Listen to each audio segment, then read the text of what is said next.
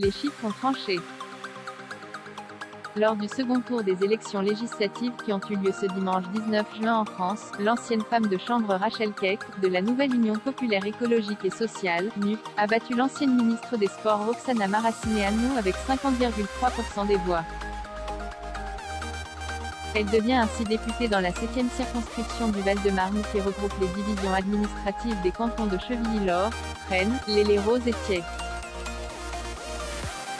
Pour rappel, Rachel Keck a fait partie du mouvement de grève des femmes de chambre de l'Ibis de Batignolles qui s'est battu pendant 22 mois afin de permettre au personnel de LHO accent circonflexe TEL d'être intégré au groupe Accor mais aussi de bénéficier de conditions de travail plus dignes. Elle-même femme de chambre plus gouvernante, Rachel Keck est née en 1974 à Abobo, en Côte d'Ivoire où elle habite jusqu'à ses 26 ans, âge auquel elle se rend en France pour y exercer le même métier qu'elle exerçait en Côte d'Ivoire, à savoir coiffeuse. Après avoir passé plusieurs années sur le territoire français, la femme politique est naturalisée française en 2015.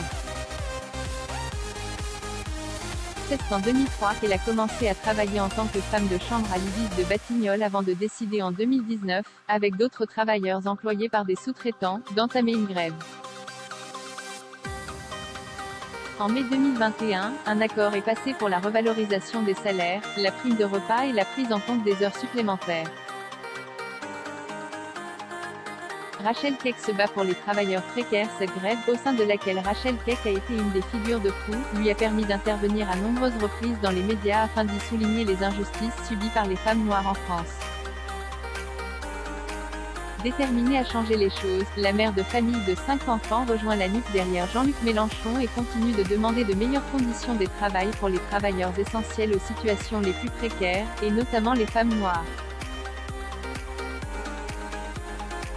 Après avoir obtenu 37,22% des voix au premier tour des élections législatives, Rachel Keck parvient à battre l'ancienne ministre des Sports Roxana Maracineanu qui avait appartenu au gouvernement Philippe Delors du deuxième tour.